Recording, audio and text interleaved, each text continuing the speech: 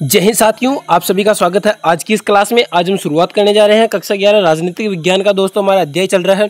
हमने दोस्तों पार्ट 1 इसका अच्छी तरीके से कवर कर लिया है। अगर वो आपने नहीं देखा तो हमारी प्लेलिस्ट पर जाइए, वहाँ पर आपको देखने को मिल जाएगा। जो हमारा अध्याय चल रहा है चुनाव और प्रतिनिधि, इसका दोस्तों पार्ट 2 आज हम देखने वाले हैं। बहुत ही अच्छी तरीके से देखना दोस्तों, हाई लेवल तक इसको करवाने की और शॉर्ट नोट्स के माध्यम से आपको अच्छी तरीके से करवाया जाएगा। तो चलिए दोस्तों, बिना टाइम वेस्ट के आज की इस क्लास को शुरुआत करेंगे। चुनाव प्रणाली की दोस्त हमने यानी दोस्तों चुनाव प्रणाली की दोस्त हमने दोस्तों क्या किया कि चुनाव है जो जिसके बारे में हमने अच्छी तरीके से चर्चा की कि चुनाव किसे कहते हैं, किस तरह से चुनाव होते हैं, क्या दोस्तों इसका प्रोसेस है, उसको अच्छी तरीके से अच्छी लेवल तक हमने कवर किया है दोस्तों पार्ट 1 में। नहीं देखा तो अच्छी तरीके से जाके देखिए दोस्तों, बहुत ही अच्छे लेवल तक समझाने की कोशिश की है। अब देखिए दोस्तों, आज हम बताएंगे चुनाव जो प्रणाली है, जो चुनाव व्यवस्था है, उसके दोष क्या क्या है, इसके बारे में चर्चा करते हैं। अब देखिए दोस्तों, चुनाव प्रणाली के दोस्तों यानी दोस्तों अधिक धन खर्च करना, ये दोस्तों चुनाव प्रणाली का दोष है कि बहुत सारे क्या लोग होते हैं जो जैसे सरपंच के पद में खड़े हो जाते हैं, जैसे मान लो दोस्तों, और वो क्या खर्चा करने लग जाते हैं बहुत सारा, जिसको यानी दोस्तों जो जनता होती है उनकी सुविधाएं पूरी करते हैं, तो क्या फिर चुनाव के लिए एक प्रकार का दोष है। उसी तरीके से देखिए दोस्तों वोटों का खरीद यानी दोस्तों वोटों का खरीदा जाना। अब किस तरह से दोस्तों पैसे देके इस तरह से वोटों को खरीद लेते हैं वो, ये दोस्तों चुनाव प्रणाली के दोष है। फिर देखिए दोस्तों, जाति और धर्म के नाम पर वोट मांगते हैं, यानी दोस्तों जाति और धर्म के नाम पर वोट मांगते हैं कि तुम इसको वोट दो, तुम इसको वोट मत दो। इस तरह से दोस्तों वोटिंग की जाती है, जो कि एक प्रकार का चुनाव प्रणाली के लिए दोष है दोस्तों। फिर क्या दोस्तों, राजनीति में अपराधियों की बढ़ती भागीदारी, यानी दोस्तों राजनीति इसमें दोस्तों बहुत सारे अपराध हो रहे हैं और इनकी ओर बढ़ती जा रही है दोस्तों, ये एक प्रकार का क्या है दोस्तों, दोष है। अब देखो दोस्तों, लुभावने वाले वादे, यानी दोस्तों कोई ऐसे वादे करते हैं जिससे दोस्तों लुभाते हैं, जिसे यानी दोस्तों लालच देते हैं, इस तरह के हमें वोट दो, इस तरह से वो क्या लालच देते हैं, तो ये भी एक प्रकार का दोष है। चुनाव में हिंसा का प्रयोग करना, यानी दोस्तों चुनाव में कोई दबाव डालना, यानी किसी प्रकार से कोई हिंसा करना, ये भी दोस्तों एक प्रकार का दोष है। वोट के बदले पैसे, वस्तुएं या अन्य प्रकार की कोई लालच देना, हमने पहले भी तब आपको बात की दोस्तों कि किस तरह से लालच देके वोट लिया जाता है, तो ये भी क्या है दोस्तों चुनाव प्रणाली के दोष है। इसी तरीके से आगे देखिए दोस्तों कि हमारा अगला बिंदु है चुनाव, यानी दोस्तों चुनाव सुधार में सुझाव। अब इसमें क्या है दोस्तों, सुधार यानी दोस्तों जो सुझाव है वो चुनाव में सुधार है, वो किस तरह से किया जा सकता है। देखिए, सर्वाधिक मत से जीतने की जो प्रणाली है दोस्तों, उस स्थान पर क्या है दोस्तों समानुपातिक प्रतिनिधित्व प्रणाली को लागू करना चाहिए। यानी दोस्तों क्या है कि इस आज जो हमारे भारत में क्या व्यवस्था है चुनाव की, कि जिसके पास सबसे ज़्यादा वोट होंगे वही क्या दोस्तों यानी दोस्तों वो जीतेगा। इस तरह की प्रणाली है जो कि दोस्तों अच्छी नहीं है, क्योंकि दोस्तों जैसे मान लो कि 5 उम्मीदवार खड़े हो गए और सभी को दोस्तों बराबर वोट मिल रहे हैं और किसी को एक भी ज़्यादा मिल रहा है तो वो दोस्तों जीत जाता है। तो ये ऐसी जो प्रणाली है वो दोस्तों ख़राब है, क्योंकि जो अधिकतर चाहने वाले तो दोस्तों सभी को अलग अलग वोट दे रहे हैं, तो इसमें दोस्तों सबका हित नहीं होता है। इसी प्रकार से देखिए दोस्तों, इससे राजनीतिक दलों में उसी अनुपात में सीटें मिलेगी जिस अनुपात में उन्हें वोट मिलेंगे, और संसद और विधानसभा में 1/3 सीटों पर महिलाओं के लिए आरक्षण की व्यवस्था की जाए। यानी दोस्तों ये सुधार किए जाने चाहिए। यदि किसी उम्मीदवार के विरुद्ध कोई क्रिमिनल केस हो तो उसे चुनाव लड़ने से रोक दिया जाना चाहिए। ऐसा दोस्तों अभी प्रणाली है जिसमें दोस्तों किसी प्रकार का कोई नियम नहीं है और दोस्तों सभी उम्मीदवार खड़े हो सकते हैं। अब देखिए दोस्तों आगे क्या है कि चुनाव सुधार के सुझाव में हमने और अच्छी तरीके से बात करेंगे। तो दोस्तों देखिए, राजनीतिक दलों में कार्य प्रणाली को नियंत्रित करने के लिए दोस्तों कानून होना चाहिए।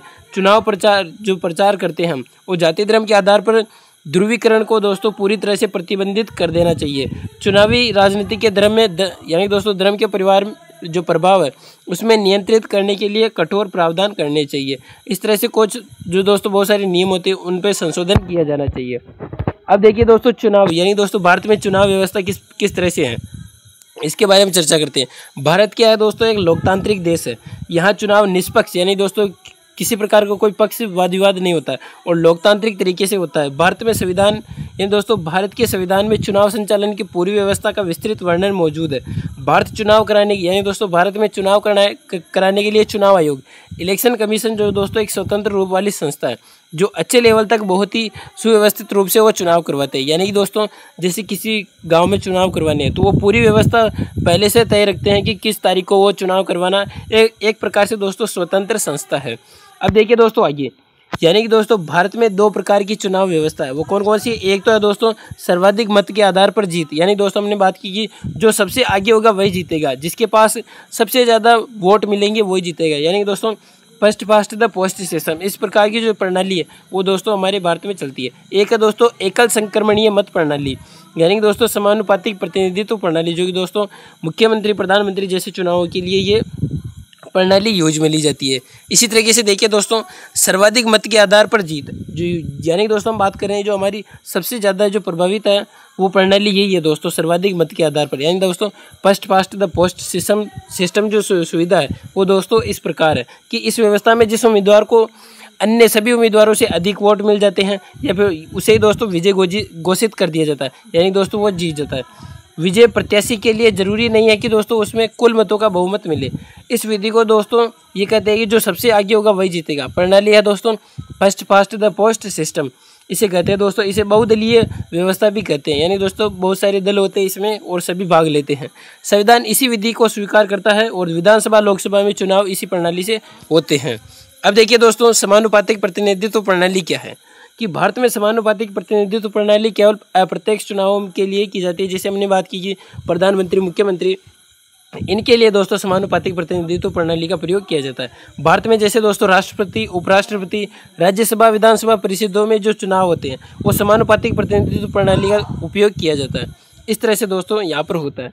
अब देखिए कि यानी कि राज्य में सभा चुनाव, इसे आप किताब में देख सकते हो, बहुत ही अच्छी तरीके से समझा रखा है कि इसने किस प्रकार से दोस्तों आप सूत्र के माध्यम से देख सकते हो कि जैसे हमारे को उम्मीदवार जीता हुआ उसके यानी कि दोस्तों कुल मतदान बटा आप लिख सकते हो कुल विजयी उम्मीदवार +1, और दोस्तों इसमें आप +1 करोगी तो आपको वो वोट देखने को मिल जाएगा। अब देखिए दोस्तों सर्वाधिक मत के आधार पर जीत और दोस्तों समानुपातिक प्रतिनिधित्व प्रणाली, इन दोनों में क्या अंतर है देखिए।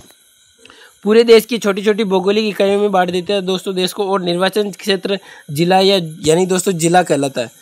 क्या है कि दोस्तों पूरे देश में छोटी छोटी इकाइयों में जो भौगोलिक इकाइयाँ हैं उनमें दोस्तों बांट देता है, जिसे निर्वाचन क्षेत्र या फिर दोस्तों जिला कहते हैं। हर निर्वाचन क्षेत्र में केवल दोस्तों प्रतिनिधि चुना जाता है।